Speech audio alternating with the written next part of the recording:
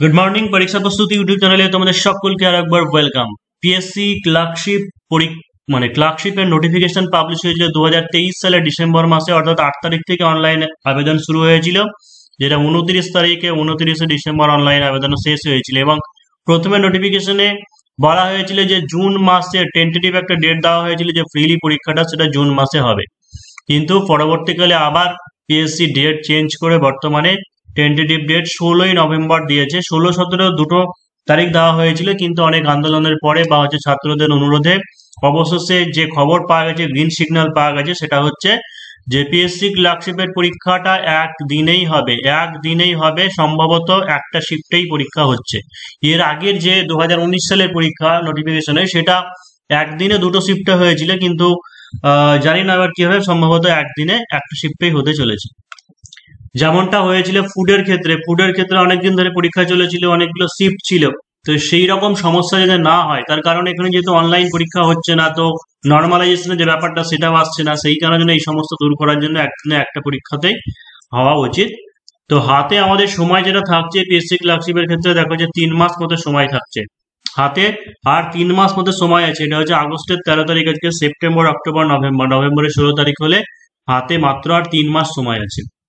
তো যারা পরীক্ষা প্রস্তুতিতে অনলাইন বা অফলাইন পিএসসি ক্লার্কশিপের জন্য প্রিপারেশন নিতে চাইছো, তোমরা প্রিলিমেন বোথ বা শুধুমাত্র ডেসক্রিপটিভ বেঙ্গল ইংলিশটার জন্য তোমরা 7797942747 এই নম্বরে হোয়াটসঅ্যাপে কন্ট্যাক্ট করে নিতে পারো। তো সিলেবাস নিয়ে প্রথমে আগে আলোচনা করছি। যে প্রিলির ক্ষেত্রে জানো যে 100 নম্বরের পরীক্ষা হবে, মেনে 100 নম্বরের পরীক্ষা হবে, টোটাল হচ্ছে 200 মার্কস। মেরিট লিস্ট যেটা তৈরি হবে, প্রিলিমেন দুটো মিলেই মেরিট লিস্ট তৈরি হবে। তো ভীষণ ইম্পর্টেন্ট, সেই কারণে যেন প্রিলিমেন দুটোকে সমান গুরুত্ব দিয়ে পড়তে হবে। আর সিলেবাস তো দেখে নাও যে প্রিলির ক্ষেত্রে জিকে তে কি দেওয়া আছে, জিকে 40 নম্বর থাকবে। কিন্তু এখানে দেখো যে নোটিফিকেশন বা অফিসিয়াল যে নোটিফিকেশন, সেখানে দেখে মনে হবে যে খুব কম, মানে জিকের যে পরিধিটা সিলেবাসটা খুব কম, কিন্তু আসলে কম নয়। এই এভরিডে সায়েন্স বা অবজারভেশন, প্রতিদিনের জীবনে যে বিজ্ঞানটা যেটা লেখা আছে, মানে এরকম নয় যে খুব একটা ছোট একটা পয়েন্ট নয়। অ্যাকচুয়ালি আমরা মাধ্যমিক পর্যন্ত জীবন বিজ্ঞান, ভৌত বিজ্ঞান যা কিছু পড়েছি সব জায়গা থেকে কোশ্চেন আসবে। সহজ কথাই বলতে গেলে মাধ্যমিক পর্যন্ত লাইফ সায়েন্স এবং ফিজিক্যাল সায়েন্স যা আছে সবটাই তোমাকে পড়তে হবে, কিন্তু শুধু এখানে সহজভাবে লিখে দেওয়া আছে যে এভরিডে সায়েন্স। তারপর আজ সাম্প্রতিক ঘটনাবলী বিশেষভাবে এটাতে জোর দেওয়া আছে, মানে স্ট্যাটিক জিকে পোর্শন বা কারেন্ট অ্যাফেয়ার্স এর থেকে কিন্তু ভালোই কোশ্চেন আছে, বা পিএসসি কিন্তু ভালোই প্রশ্ন দেয় স্ট্যাটিক জিকে এবং কারেন্ট অ্যাফেয়ার্স এর উপর। মোটামুটি ধরে রাখতে পারো যে 40টা প্রশ্নের মধ্যে অন্তত পক্ষে 10 থেকে 15টা কোশ্চেন কারেন্ট টপিক বা স্ট্যাটিক জিকের মধ্যে আসতে পারে। আর ভারতের ইতিহাস, এটার উপরে স্পেশাল জোর দেওয়া আছে, সেটা হচ্ছে স্পেশাল রেফারেন্স ভারতের ইতিহাস, ভূগোল এবং ইন্ডিয়ান কালচারের উপরে। এবং আপাত দৃষ্টিতে ওই যে একটা বললাম যে ছোট, মানে কম সংক্ষিপ্ত সিলেবাস হলে তোমার এর মধ্যেই সমস্ত কিছুই পড়ে যাচ্ছে, যেমন এনভায়রনমেন্টাল স্টাডিজ বলো তাও আসবে। তারপরে তুমি এই জায়গাতে ঢোকাতে পারো, সেটা হচ্ছে ইকোনমিক্সও আসবে, অবশ্যই আসবে, যা যা সাবজেক্ট আছে সবকিছুই এখানে জিকেতে আসবে। গণিতের ক্ষেত্রে দেখো, গণিতটা যে সিলেবাস আছে আশা করি তার বাইরে দেবে না, বলাও ভুল। যেমন ফুডের ক্ষেত্রেও বলা ছিল না ত্রিকোণমিতি বা জ্যামিতি বলা ছিল না, কিন্তু ফুডের ক্ষেত্রে কোনো কোনো শিফটে ত্রিকোণমিতি থেকে কোশ্চেন ছিল। তো বলা তো আছে এখানে, দেখো ডিভিজিবিলিটি, বিভাজ্যতা, ভগ্নাংশ, দশমিক, আবৃত দশমিক, সরলীকরণ, লসাগু গসাগু, অংশীদারি কারবার, গড়, অনুপাত, সমানুপাত, শতকরা, সরল চক্রবৃদ্ধি সুদ, সময় দূরত্ব, এইগুলো দেওয়া আছে, এবং আয়তক্ষেত্র, বর্গক্ষেত্র। পরিমিতির একটা চ্যাপ্টার দেওয়া আছে, তবুও আমি বলবো যে পরিমিতির ক্ষেত্রে ত্রিভুজ, গোলক, তারপরে শঙ্কু, রম্বস, এই সমস্ত জায়গাগুলো থেকে অবশ্যই করে রাখতে। সেই সঙ্গে ত্রিকোণমিতির বেসিক জিনিসটা করে রাখতে। ত্রিকোণমিতি অর্থাৎ হাইট অ্যান্ড ডিস্টেন্সের অঙ্ক বা যে মান বের করার অঙ্কগুলো থাকে, সাইন, কস, ট্যান, কোসেক, এই যে মানগুলো থাকে সেইগুলো অবশ্যই দেখে রাখা উচিত ত্রিকোণমিতির ক্ষেত্রে। যদিও সিলেবাসে বলা নেই, তবুও কিন্তু অবশ্যই দিয়ে দিতে পারে, বা ফুডের পরীক্ষাতে কিন্তু এসেছিল, এটা আমাদেরকে মাথায় মনে রাখতে হবে। তো জিকেতে থাকছে 40 নম্বর, গণিতে থাকছে 30 নম্বর, ইংলিশে থাকছে 30 নম্বর, টোটাল হচ্ছে 100 নম্বর। এই 100 নম্বরের মধ্যে টার্গেট কত রাখবে? ইউআর ক্যান্ডিডেট যারা আছে, ইউআর ক্যান্ডিডেট 80+ টার্গেট রাখতে হবে। অন্তত প্রিলিতে যদি পাস করতে চাও ফ্রিলিতে পাস করলে তো কাট অফ মার্কস 70 তো হবেই, ঠিক আছে, কারণ এর আগেবারই মনে হয় 65 না কত হয়েছে। তো 7,200 ভ্যাকান্সি ছিল, এবার সম্ভবত ভ্যাকান্সি কমই আছে, 5,000-এর মধ্যে আছে, দিন দিন কম্পিটিশন বাড়ছে। তো কাট অফ ধরে রাখো যে 70 কাট অফ তো হচ্ছেই, কিন্তু তোমাকে টার্গেট যেটা রাখতে হবে 80+ বা হচ্ছে 85 মার্কস রাখতে হবে। তার কারণটা হচ্ছে মেন নিয়ে অনেকেরই টেনশন থাকে, তো যেহেতু ডেসক্রিপটিভ মানের আছে বা কত নম্বর কি পাওয়া যাবে সেটা বোঝা যাচ্ছে না, তো এই কারণের জন্য 80+ বা 80-85-র মধ্যে টার্গেট রাখতে হবে। তবে ফ্রিলিতে কিন্তু 90 স্কোর করা এমন কিছু কঠিন নয়, অনেক ক্যান্ডিডেট আছে যারা 90+ স্কোর করেছে। কেন? তার কারণটা হচ্ছে যে পিএসসির ক্লার্কশিপের ক্ষেত্রে দেখো মেন জিনিস, ইংরেজিতে 30 নম্বর থাকছে তোমার ফ্রিলিতে, মেনে থাকছে 50 নম্বর, ঠিক আছে, অর্থাৎ 80 মার্কস, 200 আউট অফ 200 তুমি ইংলিশের অ্যাডভান্টেজ পাচ্ছ 80-80। তো ইংরেজি যার ভালো, পিএসসি ক্লার্কশিপ তার চাকরি হাতের মুঠোয়। সেই কারণে ইংরেজিটাকে কিন্তু খুব ভালোভাবে অবশ্যই করতে হবে। আর এর আগেবারের বেসিসে যদি বলি তাহলে অবশ্যই জিকে খুব ইজি ইজি ছিল, ওই 40-এর মধ্যে জিকে 35-36 অনেকেই স্কোর করে দিয়েছিল, বা 40-এ 40-ও স্কোর করতে পেরেছিল। আর ম্যাথামেটিক্স তো সহজে দেয়, খুব একটা কঠিন থাকে না। তো যারা ভালো ম্যাথে তারা অবশ্যই 30-এ 30 স্কোর করে দিতে পারে। যারা ইংরেজিতে মোটামুটি অ্যাভারেজ মানের তারা 20 স্কোর তো করতেই পারবে। তাহলে সেই ক্ষেত্রে কি হচ্ছে 30-20-50, 30-20-50, আর এদিকে হচ্ছে 35। তো হচ্ছে এই 85 মার্কস তোলা মানে যারা কম্পিটিটিভ লাইনে আছে এমন কিছু কঠিন ব্যাপার নয়, এমন কিছু কঠিন ব্যাপার নয় কিন্তু। এবার দেখো যে ইংলিশের ক্ষেত্রে সিলেবাসটাকে খুব কনসাইজ করে দেওয়া আছে, মানে খুব ছোট করে দিয়েছে। কিন্তু এটা মনে রাখবে যে ফান্ডামেন্টাল সিলেবাস যেটা লেখা আছে অফিসিয়াল সিলেবাসে, শুধু এটুকু লেখা আছে fundamentals of the English language such as vocabulary, grammar, sentence structure, synonym, antonyms and its correct usage etc. অর্থাৎ fundamentals of the English language মানে ইংরেজি ভাষা বা ইংরেজি কি হচ্ছে যে ফান্ডামেন্টাল প্রাথমিক জিনিসগুলো, যেমন হচ্ছে ভোকাবুলারি, গ্রামার, তারপরে হচ্ছে সেন্টেন্স স্ট্রাকচার, অর্থাৎ কি কি আসতে পারে। এবার দেখে নাও যে এই কথাটা বলার মানে, এই কথাটুকু শুধু বলার মানে গোদা বাংলায় আমি সমস্ত কিছু বলে দিচ্ছি যে কি কি তোমাকে করতে হবে। 30 নম্বর গ্রামার মানে কিন্তু হিউজ মার্কস, মানে প্রচুর কিন্তু মার্কস, অবশ্যই ভালো করে গুরুত্ব দিয়ে পড়তে হবে। 1 নম্বরে যে সিনোনিম অ্যান্টোনিমকে গুলে খেতে হবে, কারণ ধরে রাখো যে 30 নম্বরের মধ্যে 3 থেকে 4টে সিনোনিম অ্যান্টোনিম আসবে।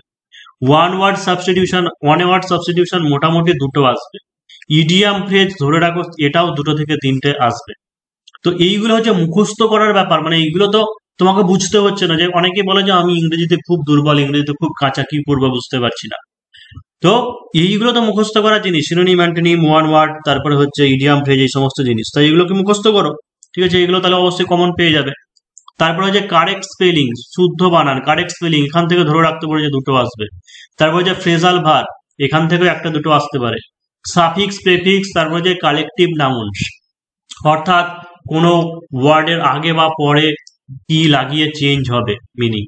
কালেকটিভ নাউন যেমন তোমার হচ্ছে সোল অফ ফিশ বা হচ্ছে হার্ড অফ ক্যাটেল, এই সমস্ত জিনিস যেগুলো থাকে। সাবজেক্ট ভার্ব এগ্রিমেন্ট বা টেন্স, যেটা টেন্সের নলেজটাকে খুব ভালো করে পড়তে হবে, কারণ কোনটা প্রেজেন্ট ইনডিফিনাইটের স্ট্রাকচার বা প্রেজেন্ট পারফেক্ট বা প্রেজেন্ট পাস্ট পারফেক্ট, অর্থাৎ টেন্সের স্ট্রাকচার, সাবজেক্ট ভার্ব এগ্রিমেন্ট খুব ভালো করে টেন্সটাকে গুলে খেতে হবে। টেন্স জানলে পরেই তোমার ভয়েস চেঞ্জ যে ন্যারেশন চেঞ্জ সেটা হয়ে যাবে। এবং voice change narration change direct উল্লেখ করা না থাকলেও ওই বলার মধ্যেই লুকিয়ে আছে, অর্থাৎ যে 12টা এখানে টপিক দিলাম অবশ্যই 12টা টপিকের মধ্যেই তোমার আসবে। তারপর যে প্রিপোজিশন, পার্টস অফ স্পিচ, দেখো পার্টস অফ স্পিচের মধ্যে যদি প্রিপোজিশন পড়ছে তবু জেনে রাখো যে প্রত্যেকটা পরীক্ষায় যদি 10 নম্বর একটা গ্রামার থাকে তবুও 2 নম্বরের প্রিপোজিশন থাকবে, অর্থাৎ প্রিপোজিশন আসবে, এইটুকু জেনে রাখো। তারপর জিরান্ড, পার্টিসিপাল, ইনফিনিটিভ, এইগুলোর ব্যবহারটা জানতে হবে, এইগুলো দিয়ে হয়তো সেন্টেন্স এরর বা এরর কারেকশনের ব্যাপারটা আসতে পারে, ঠিক আছে। আর সেন্টেন্স এরর তো আলাদা করে বললামই। তারপরে যে সেন্টেন্স কমপ্লিশন, অর্থাৎ হয়তো মডাল ভার্ব দিয়ে থাকতে পারে বা হচ্ছে অক্সিলারি ভার্বের প্রয়োগ দিয়ে থাকতে পারে, বা কোন ওয়ার্ডটা অ্যাপ্রোপ্রিয়েট হবে, হয়তো ডিনাই মানে প্রত্যাখ্যান করা, রিফিউজ মানে প্রত্যাখ্যান, বা ডিনাই মানে অস্বীকার করা। এই যে ছোট ছোট এই জায়গাগুলোর মধ্যে মানে পার্থক্য আছে, যে একই রকমের মানে হচ্ছে কিন্তু ওই জায়গাতে ডিনাই হবে নাকি রিফিউজ হবে, এরকম বিভিন্ন ধরনের এক্সাম্পল যেগুলো আছে সেইগুলো, বা হোমোনিম এরকম টাইপের আসতে পারে। তাহলে এইগুলো ফ্রিলি, এবং ফ্রিলিতে বললাম যে হ্যাঁ, পাস হয়তো 65-70 পেলে পাস হয়ে যাবে, কিন্তু আমি বললাম যে কম্পিটিশনে টিকে থাকতে গেলে বা ফাইনালে চাকরিটা পেতে গেলে তোমাকে প্রিলিতে অ্যাজ এ জেনারেল 80 থেকে 85 স্কোর করতে হবে। কারণ মেনের ক্ষেত্রে কি হবে না হবে কিছুটা ভাগ্যের উপরেও ডিপেন্ড করে মেন, কিন্তু কারণ এতজন ক্যান্ডিডেট আর ডেসক্রিপটিভ মানে, তো সেই ক্ষেত্রে কিছুটা লাকও ডিপেন্ড করছে, সেই কারণে প্রিলিতে স্কোর বেশি থাকা ভালো। মেনের ক্ষেত্রে দেখো যে বাংলা ইংরেজি দুটো ক্ষেত্রে রিপোর্ট প্রেসি ট্রান্সলেশন তিনটেই থাকে। মানে সাধারণত কি হয় যে রিপোর্ট রাইটিং এর ক্ষেত্রে 15 নম্বর থাকে, প্রেসি রাইটিং এর ক্ষেত্রে 15 নম্বর থাকে, আর ট্রান্সলেশনের ক্ষেত্রে 20 নম্বর থাকছে। এই হচ্ছে 50 করে ডিভিশন বাংলার ক্ষেত্রে ইংরেজি থেকে, মানে যাদের অনেকের বাংলা নেই, হিন্দি বা উর্দু নেপালি সেটাও থাকতে পারে, কিন্তু ইংলিশ এবং আর একটা যেটা ল্যাঙ্গুয়েজ পেপার আছে এই দুটো মিলেই প্রত্যেক ক্ষেত্রে রিপোর্ট প্রেসি ট্রান্সলেশন থাকছে। এবার ব্যাপারটা হচ্ছে এই জায়গার ক্ষেত্রে খুব একটা গুরুগম্ভীর মিসলেনিয়াস এর মতো বা ডব্লিউবিসিএস স্ট্যান্ডার্ডের মতো অত রিপোর্ট রাইটিং মানে তোমাকে স্ট্যান্ডার্ড রিপোর্ট রাইটিং করা উচিত নয়, মানে করতে হবে না। একটা ঝড় সংক্রান্ত স্টর্ম সংক্রান্ত করে রাখো, বাংলা ইংরেজি দুটো ক্ষেত্রেই বলছে। একটা অগ্নিকাণ্ড, ফায়ার অ্যাক্সিডেন্ট, ফ্লাড, বন্যা, সেমিনার, কোনো ডেঙ্গু সচেতনতা বা হচ্ছে ভূমিকম্প, আর্থকোয়েক, তারপর হচ্ছে রোড অ্যাক্সিডেন্ট, নৌকা উল্টানো বা ট্রেন অ্যাক্সিডেন্ট, এইরকম ধরনের সাদামাটা, বা হয়তো রাবারি কোনো জায়গায় ডাকাতি হয়েছে বা কিছু, এইরকম ধরনের টপিক। আর যদিও গুরুগম্ভীর টাইপের দেয়, তার মধ্যে করে রাখবে যে সোশ্যাল সাইট বা হচ্ছে অনলাইন এডুকেশন নিয়ে, বা হচ্ছে গ্লোবাল ওয়ার্মিং বা এনভায়রনমেন্টাল ইস্যুস যেগুলো আছে, পরিবেশ দূষণ বা হচ্ছে শব্দ দূষণ, পরিবেশ দূষণ বা হচ্ছে শব্দ দূষণ বা জল দূষণ, বায়ু দূষণ, এরকম ধরনের কিছু যেগুলো আছে সেগুলো পড়া যেতে পারে। তবে সাধারণত এডিটোরিয়াল টাইপের এখানে দেবে না, কারণ যেহেতু এটা মাধ্যমিক মানের, তো ডেইলি নিউজ পেপার যেটা হয় সেরকম ধরনের টপিক এখানে দেবে।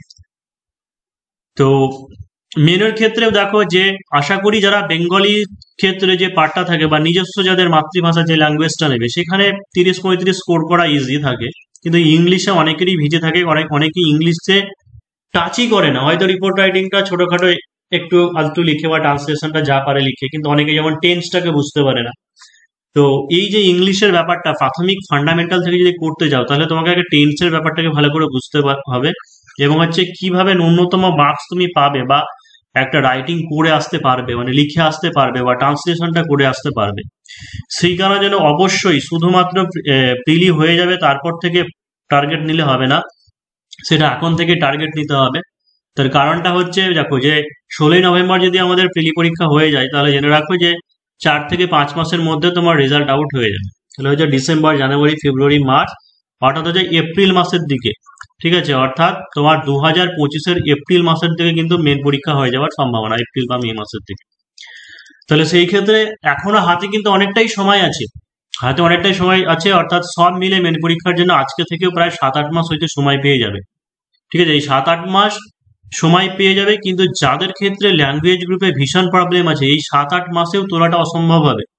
বাকি তো প্রিলি পরীক্ষা শেষ হয়ে যাওয়ার পরে তো তোলা অসম্ভব হবেই। সেই কারণে যেন এখন থেকে অল্প অল্প করে মেনটা কন্টিনিউ রাখো। খুব একটা বেশি চাপ নিতে হবে না। হ্যাঁ, প্রিলি তুমি জোর কদমেই পড়ো, কিন্তু মেনে প্রতিদিন না হলেও সপ্তাহে অন্তত 2 থেকে 3 দিন একদিন একটা বাংলা টপিক লিখো, একটা ইংরেজি টপিক লিখো। এই অভ্যেসটা কন্টিনিউ রাখো, যাতে হাতের স্পিড বাড়ে আর হচ্ছে হাতের লেখা যেন ভালো হয়, অর্থাৎ কনফিডেন্স ধীরে ধীরে তুমি পাবে। আর হাতের লেখাও কিন্তু একটা ম্যাটার করবে মেনের ক্ষেত্রে, এটাও জেনে রাখবে, কারণ হাতের লেখা পরিষ্কার ভালো না হলে কিন্তু মার্কস পাওয়া যাবে না। তো ইংলিশে খুব যারা উইকও আছো, কিভাবে 25 অন্তত স্কোর করতে হয় সেটা অবশ্যই পরীক্ষা প্রস্তুতি যদি অ্যাডমিশন নাও, সেটা তোমাকে অবশ্যই সেই কনফিডেন্সটুকু এনে দেওয়ার দায়িত্ব হচ্ছে পরীক্ষা প্রস্তুতি। তো 35-25, ঠিক আছে, 60 পাওয়া এমন কিছু কঠিন ব্যাপার নয়। অ্যাজ এ জেনারেল ক্যান্ডিডেটই বলছি যে অ্যাজ এ ইউআর ক্যাটাগরি এর আগেবার সম্ভবত 135-37 এরকম কাট আপ গিয়েছিল, তোমাকে 140 যদি টার্গেট রাখতে হয়, তাহলে প্রিলিতে অন্তত হচ্ছে 80 আর মেনে অন্তত হচ্ছে 60 স্কোর তোমাকে তুলতে হবে। আর এটা যদি তুলতে যাও তাহলে বেঙ্গলিতে 35, ইংলিশে তোমাকে 25 অন্তত স্কোর করতে হবে, এটা মিনিমাম বললাম। এবার যারা ভালো করবে, অনেকে যেমন তো 80, 85, 87, 90 এরকম মতো স্কোর করে যায় মেয়ের ক্ষেত্রে, তারা সেই লেভেলের ক্যান্ডিডেট সেই কারণের জন্য পায়। আর এটাই যে তাহলে এখন থেকে মেন অবশ্যই কন্টিনিউ করতে হবে। তো সবশেষে এটাই বলবো যে অবশ্যই ইউটিউবে ফ্রি ক্লাস শুরু করবো, বা এর আগে শুরু করেছিলাম। তো আস্তে আস্তে ইংলিশ গ্রামার পার্টটা শুরু করে দেবো, যেগুলো মুখস্থ করার ব্যাপার আছে সেগুলো অবশ্যই শুরু করব। আর যারা পরীক্ষা প্রস্তুতির পেড কোর্স দিতে চাইছে অনলাইন বা অফলাইন, অফলাইনের ক্ষেত্রে অ্যাড্রেস যেটা সেটা হচ্ছে বহরমপুর মুর্শিদাবাদ, বহরমপুর মুর্শিদাবাদ ভাকুড়ি ঠাকুরপাড়া। অনলাইন হোক বা অফলাইন হোক, যারা প্রিপারেশন করতে চাইছে 7797427474 এই নম্বরে হোয়াটসঅ্যাপে কন্ট্যাক্ট করে নিতে পারো।